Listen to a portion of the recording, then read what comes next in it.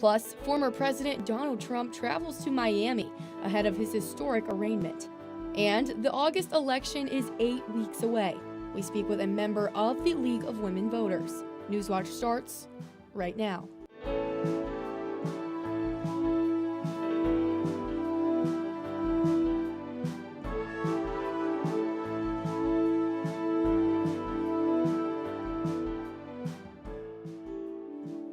Good evening, I'm Morgan Anderson. Welcome to Newswatch.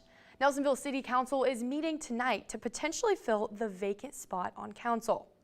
Newswatch reporter Haley Hollinger is live at City Hall to tell us more about the candidates. Haley? Thanks, Morgan. There are currently 3 candidates looking to fill the empty seat on council: Corey Taylor, Jonathan Flowers, and Stuart Brooks. All 3 will be present tonight at tonight's meeting.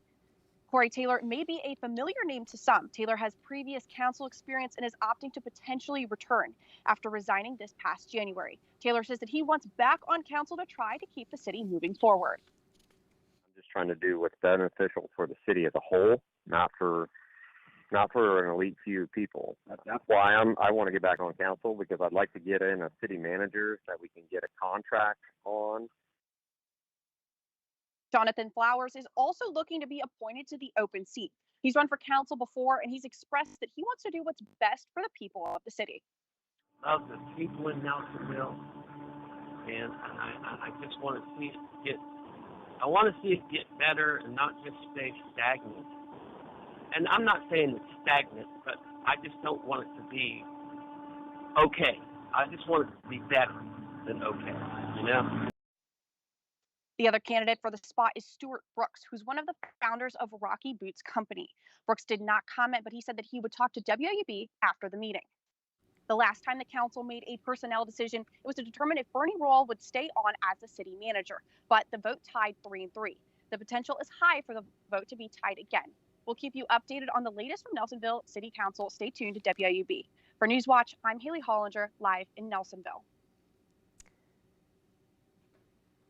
Thanks, Haley. The City of Athens is celebrating Pride this month and had plenty of festivities for everyone this weekend. Newswatch reporter Ariel Lyons is live in the studio with more. Thanks, Morgan. The Southeastern Ohio Rainbow Alliance hosted a ton of fun events for everyone to enjoy. Let's take a look. This weekend, the City of Athens and the Southeastern Ohio Rainbow Alliance celebrated Pride for everyone, no matter their age, background, or number of legs. Saturday morning began with a large parade uptown, with participants from all over the city in colorful costumes, giving away goodies for all. The parade ended in a gathering of both participants and attendees, learning more about the current state of the LGBTQ community and what resources are available to them. Old maids at the time for not being married. The next day, the Appalachian Pride Walking Tour took participants around Athens for a little history lesson. Then, an afternoon of family fun began at Richland Avenue Park, where food, music, bouncy houses, and other fun activities were available for kids and families. Family Field Day participant Christina Todd said it was important to bring her kids to an event like this due to the current political climate for the LGBTQ community. Excited about the energy because the rainbow, the color, the over the top, but everyone is so friendly because it's such a welcoming event and they love the environment. Bouncy houses don't hurt. It was a weekend of fun, joy, and pride. This weekend also had events exclusively for the adults. A happy hour, shuffle, and dance party were Friday night at various uptown bars, and another event for everyone was a drag show at Eclipse Saturday night. Reporting for Newswatch, I'm Ariel Lyons, live in studio. Well, it looks like it was a fun weekend, and fortunately the weather was kind of nice too.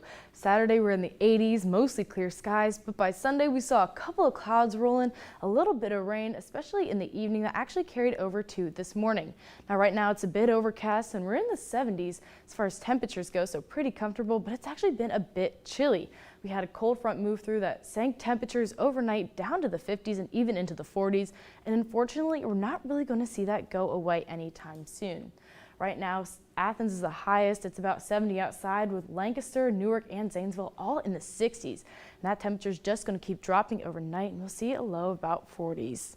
Now, a lot of this came from this low pressure system that moved in from the west out towards the east, with this cold front sort of extending behind it. Now, there's not really much following this at the moment, so that just leaves all of this cold air just kind of hang around, leaving behind some really cool temperatures. Now, here you can really see the advancement of that low pressure. So it's currently over New York, Pennsylvania area, leaving us with some clouds just kind of trailing behind. So while we're not getting a lot of this rain or a lot of that cloud coverage right now, we're still experiencing the overcast skies right behind it.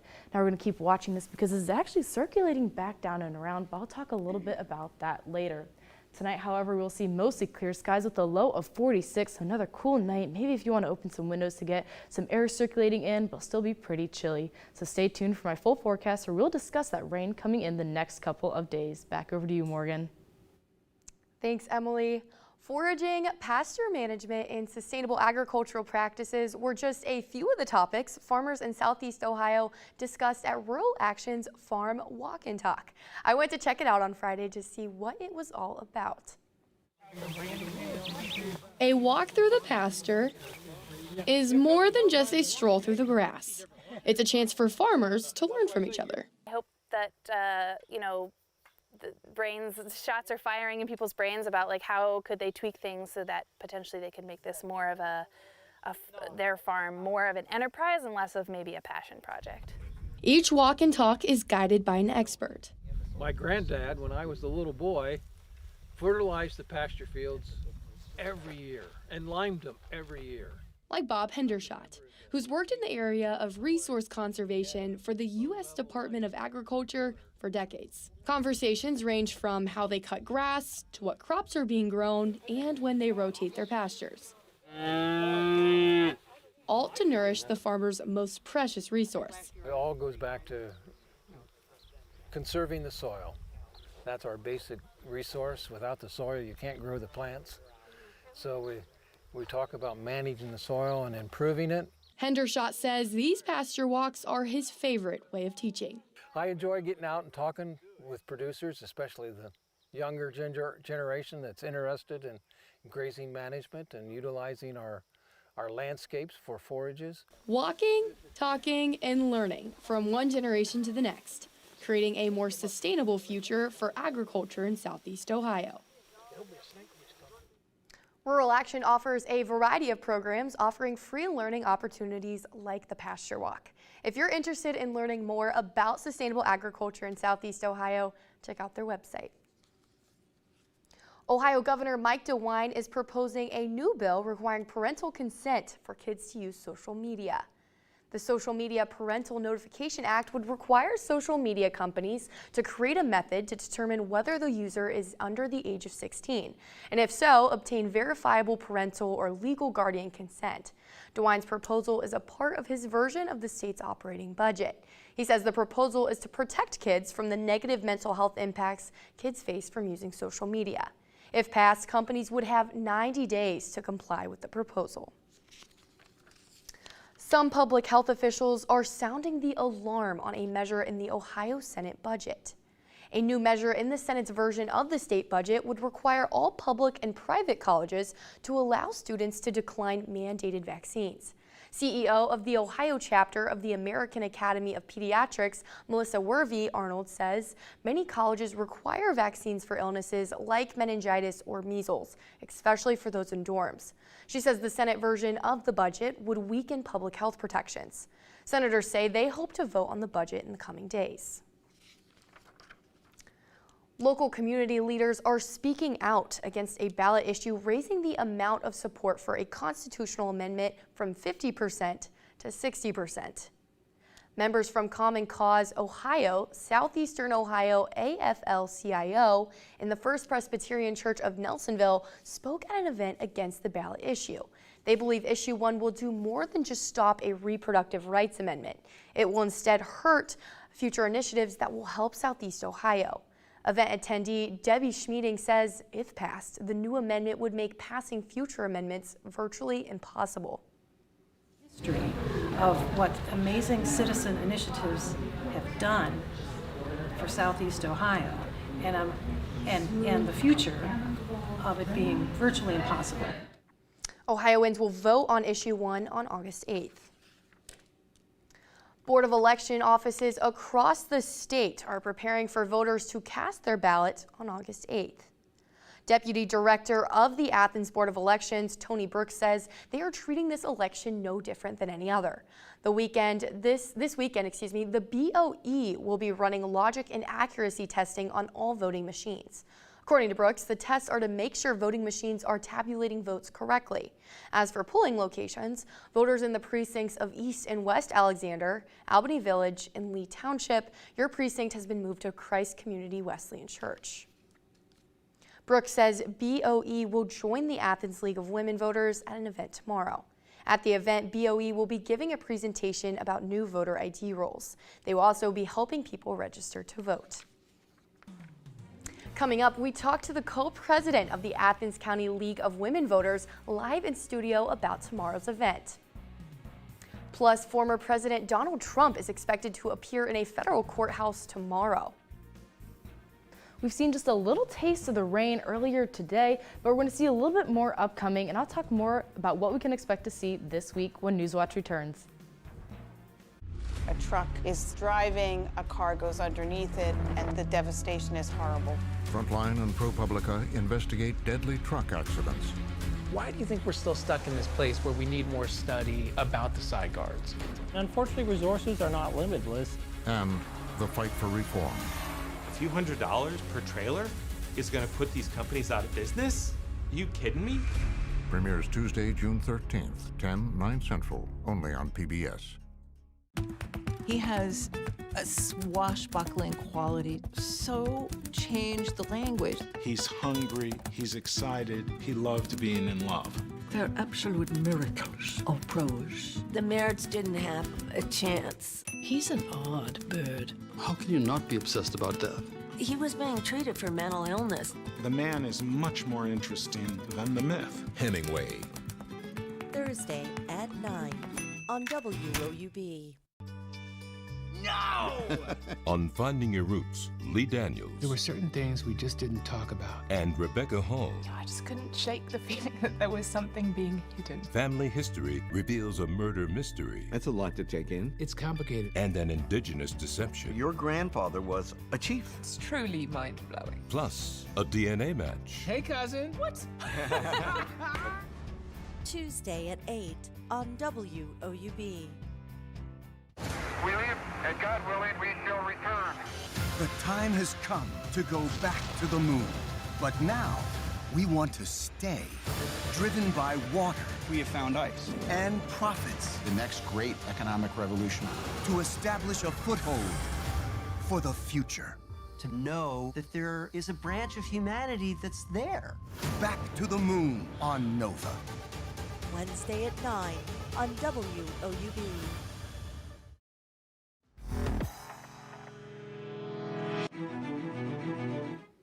Former President Donald Trump is set to make a historic appearance in a federal courtroom in less than 24 hours. He faces a total of 37 counts in a federal indictment related to his handling of classified documents since leaving office. Chris Wynn has the latest. Security preparations increasing in Miami Monday ahead of former President Donald Trump's Tuesday appearance inside this federal courthouse. We hope that tomorrow will be peaceful. We encourage people to be peaceful in them demonstrating how they feel, and we're going to have the adequate forces necessary to ensure that. Trump will face a total of 37 criminal charges, the majority for alleged violations of the Espionage Act. He denies any wrongdoing, and in his first public remarks since the indictment was unsealed, railed against the charges brought by the Department of Justice. It's a horrible thing for this country. I mean, the only good thing about it is it's driven my poll numbers way up. Can you believe that? The federal indictment details the locations where Trump allegedly stored classified documents at his Mar-a-Lago estate in Florida, including in a ballroom, a bathroom and shower, and a storage room. Trump's owned former Attorney General William Barr. Those documents are among the most sensitive secrets that the country has. He had no right to maintain them and retain them, and he kept them in a way at Mar-a-Lago that anyone who really cares about national security their stomach would churn at it. Meanwhile, some of the former president's allies coming to his defense. Was that a good look for the former president to have boxes in a bathroom? I don't know. Is it a good picture to have boxes in a garage that opens up all the time? A bathroom door locks. Good evening, happy Monday. This past weekend was kind of nice on Saturday, but then Sunday we saw some clouds rolling and a little bit of rain, mainly in the evening, that actually carried over to this morning. So I'm sure you saw, if you stepped outside this morning, saw everything just kind of soaked out. We are still seeing some of those clouds, as right now it's overcast, about 70 outside. So a lot of that was from an incoming low pressure system and a cold front that's really kind of cooling everything down. We saw a high of about 71 today, so not much difference from what we're seeing right now with mostly cloudy skies. And tonight that's going to drop pretty chilly down into the 40s. So that's all due to this cold front that moved through, and there's not really anything behind it to kind of come through and warm everything up. So this this low pressure moved in from the west, pushing towards the east, and is right now sitting over the Pennsylvania, New York area. But it's actually going to do something kind of unique, and that's going to start to spin up and around. So we're going to actually see some rain from this system yet again in the next couple of days. But tonight it'll be a little bit clear. But here we are, we're still seeing a couple of clouds from the tail end of the system. That's why we're seeing some overcast skies right now. But if you can see, there's just a little gap before right around here that's going to come through Ohio and going to reach us just before we start to see those clouds moving yet again. So tonight will be mostly clear with that low of 46, another pretty chilly night. Tomorrow will be a similar day to today, with a high of 75, and we're going to see another low in the 50s that has the chance to drop down into the 40s, so still be pretty chilly with that 70% chance of showers, mainly starting in the afternoon and into the evening. Tomorrow we're going to start to see the advancement. You can start to see that sort of swirling pattern going on down into Ohio. That rain's going to start to come in, so mainly our friends up in the northwest are going to see a little bit of that as it starts to make its way towards us. And from that rain that we're going to expect to see as it moves throughout the day, we'll also be under a very general risk for thunderstorms, but it'll be just another storm system, maybe not even that, possibly just a lot of rain coming on through.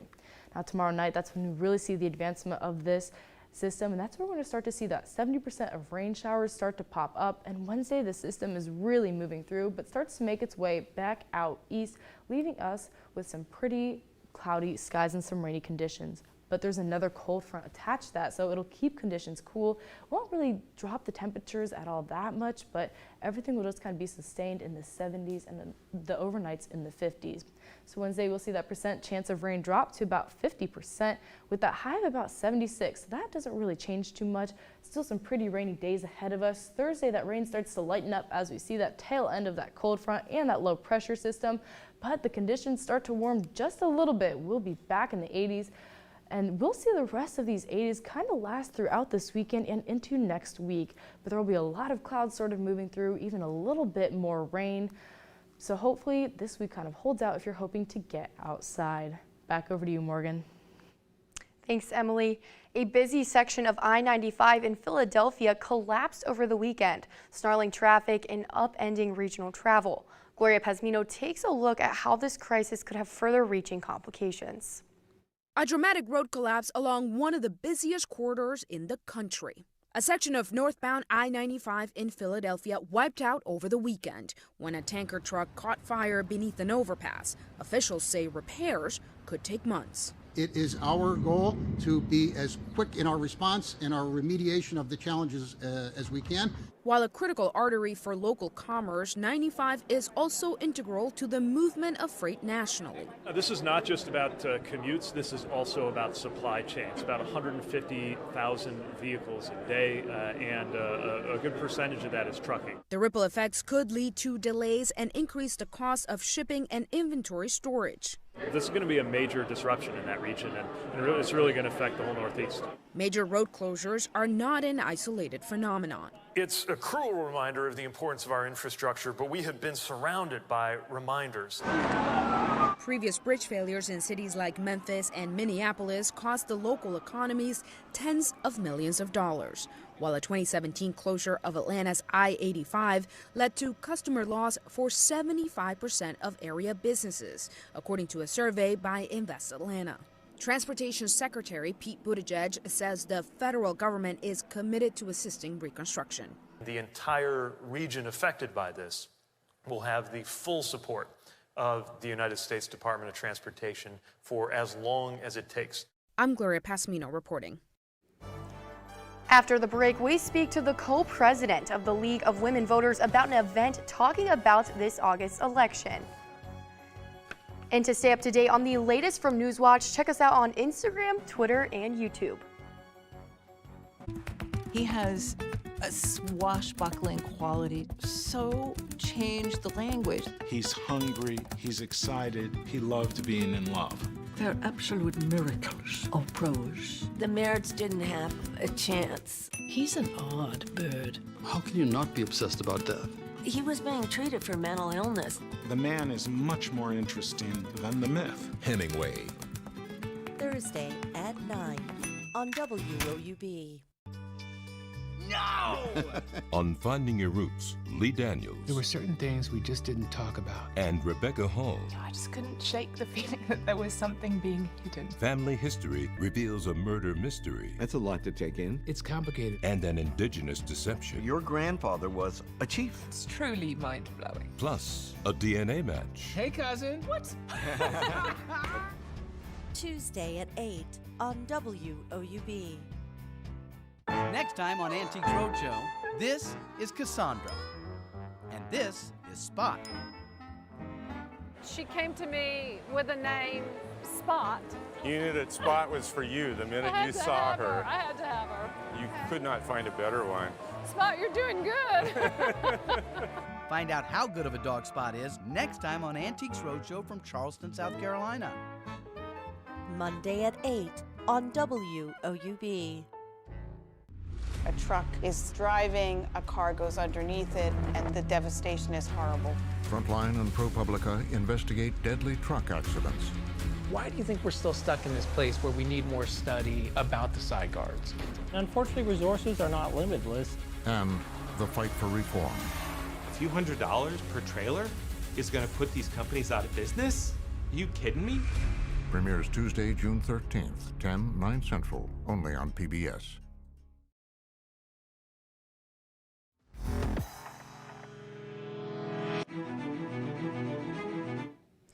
Alongside the Athens County Board of Elections, the Athens League of Women Voters will host a voters event tomorrow ahead of the August 8th special election. Here to talk more about the event is Athens League of Women Voters co-president Adrienne Molenkamp.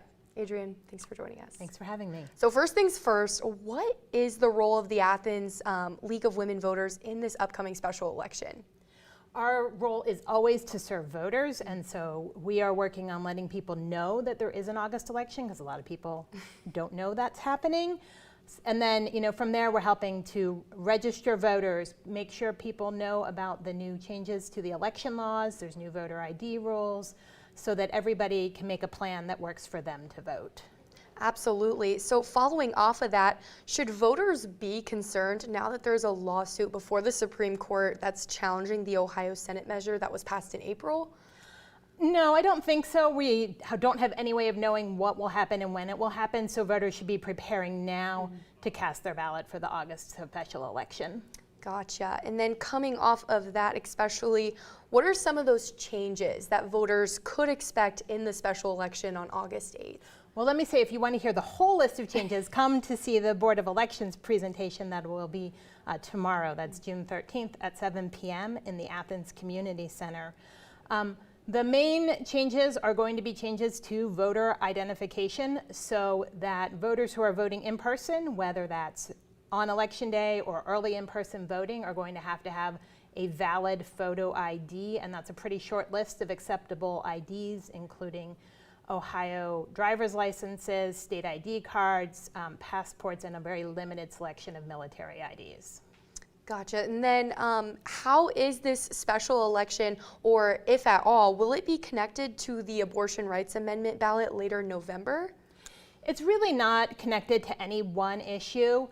Over the past 110 years, citizens in Ohio have used the citizen initiative ballot issues to pass things ranging from pensions for war veterans to passing infrastructure issues, protecting the Constitution from monopolies, funding schools, raising the minimum wage. So it's not about any one issue. So for those who come out to attend the event tomorrow, what can they expect? Who can they hear from? They'll be hearing from the staff of the Board of Elections, who are going to go through all those changes in detail so that voters can be prepared to cast their ballot. And we're really hoping that whoever comes can share that information with their friends, their family, their community members, so that everybody is prepared to cast a ballot. And for everybody who's prepared, voter turnout has been a challenge. How do we look to combat that? I think we look to combat that by making sure whoever we are, whether it's an organization or an individual, are making sure everybody around us knows that there's an election.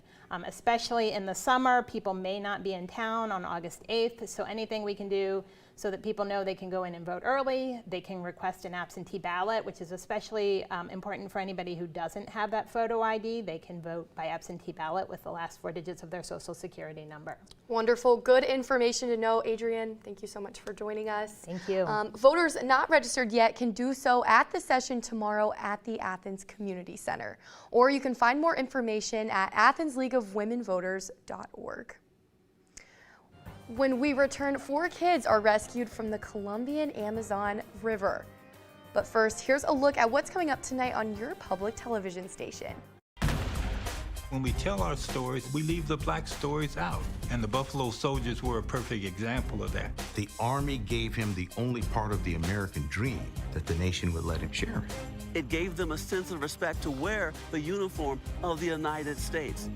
We say African American history, but we got to get out of that. It's American history.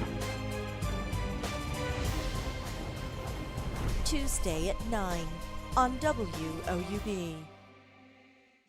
A truck is driving, a car goes underneath it, and the devastation is horrible. Frontline and ProPublica investigate deadly truck accidents. Why do you think we're still stuck in this place where we need more study about the side guards? Unfortunately, resources are not limitless. And the fight for reform. A few $100s per trailer is going to put these companies out of business? Are you kidding me? Premieres Tuesday, June 13th, 10, 9 Central, only on PBS. No!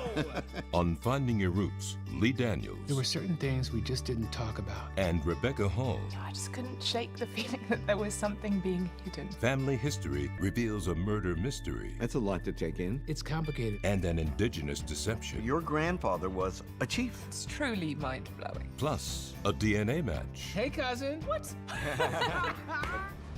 Tuesday at 8 on WOUB. WOUB is recognizing members of our Cornerstone Society. The Cornerstone Society is a group that wants to ensure the future of public media in our region. It includes people across our area who value news, entertainment, and cultural programming, as well as the educational services WOUB provides. Also included are graduates of Ohio University who took part in the WOUB Student Professional Development Program. Thanks to the Cornerstone Society for their generous support. To learn how you can be involved, email woub@woub.org.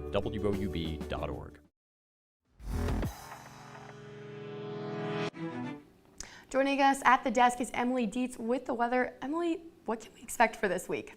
Yeah, well, first off, tonight it's going to be pretty chilly. We're going to be back down in the 40s, the low of 46, and mostly clear skies. But actually starting on Wednesday, we're going to see this low pressure start to circulate back into Ohio with a cold front associated with it. So we'll see a bit of rain moving in through the rest of the days. So on Tuesday, about the 70% chance of showers, Wednesday, 50% chance. By the rest of the week, we'll see temperatures start to warm a little bit back up. That does it for our broadcast this evening. Thanks for watching. For Emily Dietz, I'm Morgan Anderson. Stay tuned for the PBS NewsHour coming up next. And remember, you can find the latest news anytime at woub.org or follow us on social media. Have a great night.